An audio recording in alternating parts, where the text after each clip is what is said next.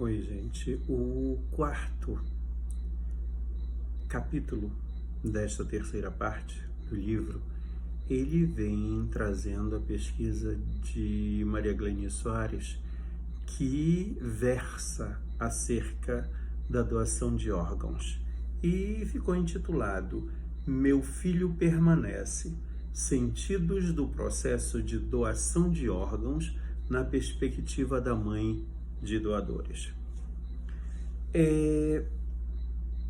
Mais uma vez é necessário que tragamos, não é, essa questão da morte, a morte física.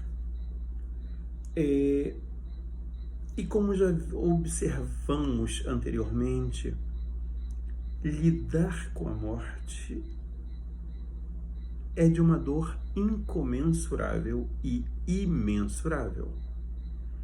Agora nos coloquemos no lugar de mães de adolescentes. Por exemplo, a filha de uma delas estava na parada de ônibus e traficantes começaram um embate com tiro para todos os lados. E a menina foi baleada e teve morte encefálica.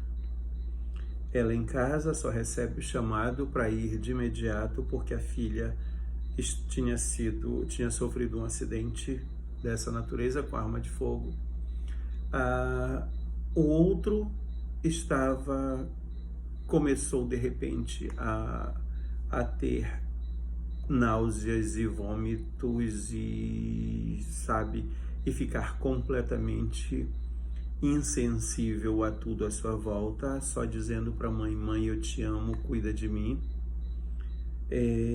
Outro que foi em decorrência de uma questão biológica propriamente dita, não é? E que acabou tendo morte encefálica decretada. Pois bem, este capítulo, esta pesquisa vem no sentido de como essas mães se perceberam, não é, nesse momento. Qual o sentido, qual o significado que elas atribuíram ao momento em que a equipe chega, é detectada a morte encefálica, a equipe vai, especificamente a psicóloga no caso, né, vai até a mãe e busca convencê-la da necessidade da doação. E nesse caso, gente, todos foram doação de córnea, não é? E é interessante observar que nesse momento vem à tona mitos, dúvidas e inseguranças das mais variadas formas. Por quê? A mãe geralmente, muitas das vezes ela pensa: vão cortar meu filho, vão destruir algo sagrado, o corpo do meu filho. E tudo é explicado para ela. Mas se ele ainda está respirando, por que não mantém no respirador, né? Uma delas, inclusive, disse assim: cheguei lá para ver realmente até que ponto. Quando eu cheguei lá, tentei abrir a boca da minha filha, já estava rígida, os olhos completamente brancos, ou seja, minha filha estava morta. Essa constatação de que o filho está morto é um dos momentos mais duros na vida dessa mulher. A existencialidade dessa mulher, o existir dessa mulher fragmenta. Ele passa por um choque tamanho que todas elas foram unânimes. Não é natural. Era para o meu filho me velar, era para minha filha me velar, e não eu velar o meu filho, não eu velar a minha filha. Então percebam a dimensão de dor, percebam o sentido que é atribuído a essa perda. É uma perda de si mesmas, é uma perda do que elas são unânimes em afirmar. É uma parte de mim que eu perdi.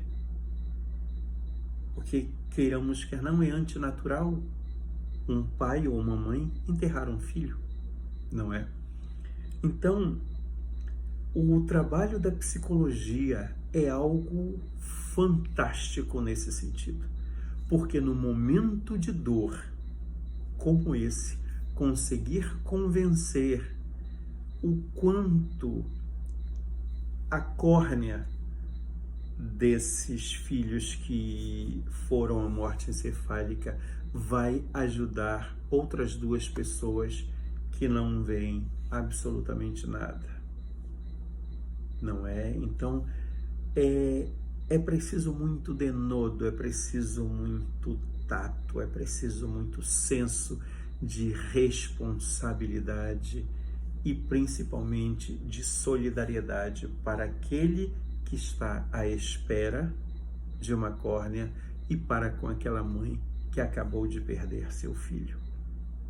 Então, existem N contextos que aí estão presentes. Essas mães, muitas delas dizem que precisaram pedir um tempo exatamente em decorrer para assinar a autorização, exatamente por não se sentirem preparadas naquele momento. A morte de um filho é algo sobremaneira doloroso, sobremaneira difícil de vivenciar, não é?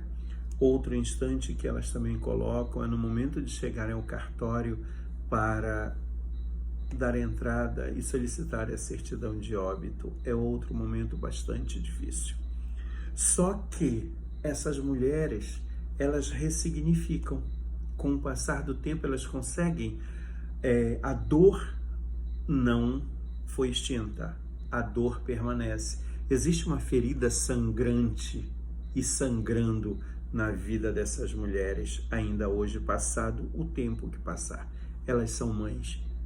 E ser mãe vai muito além do inimaginável, não é? Não é à toa que se diz que só quem é mãe sabe o que é a dor de ser mãe e qual é a dimensão de ser mãe. Eu não me atrevo a denominar absolutamente nada.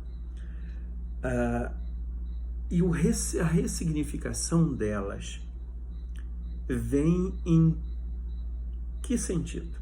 Em que direção? No sentido de que hoje, mesmo diante da dor pela perda daquele filho ou daquela filha, elas conseguem perceber que fizeram algo de muito altruísmo, de muita generosidade.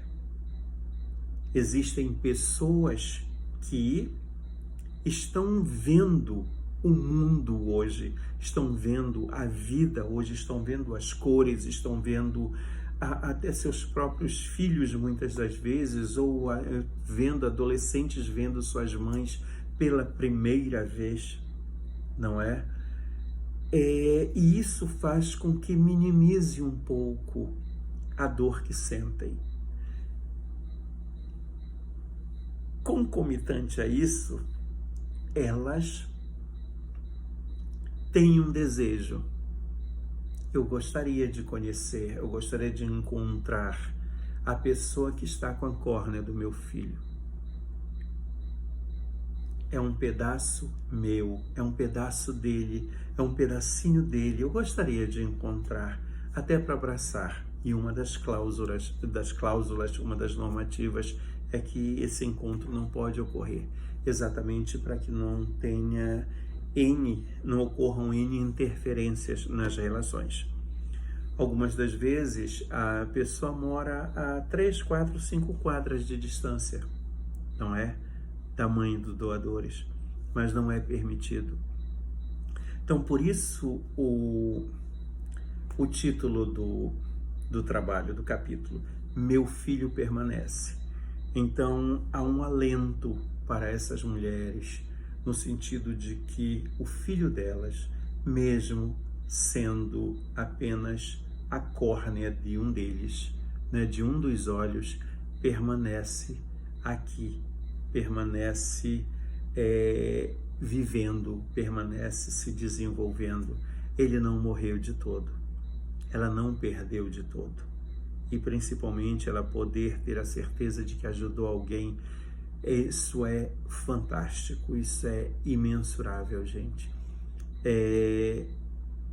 A partir da dor, elas conseguiram reconstruir outros nichos familiares, conseguiram redimensionar outras vidas, conseguiram possibilitar que outras pessoas pudessem realmente passar a ver a vida.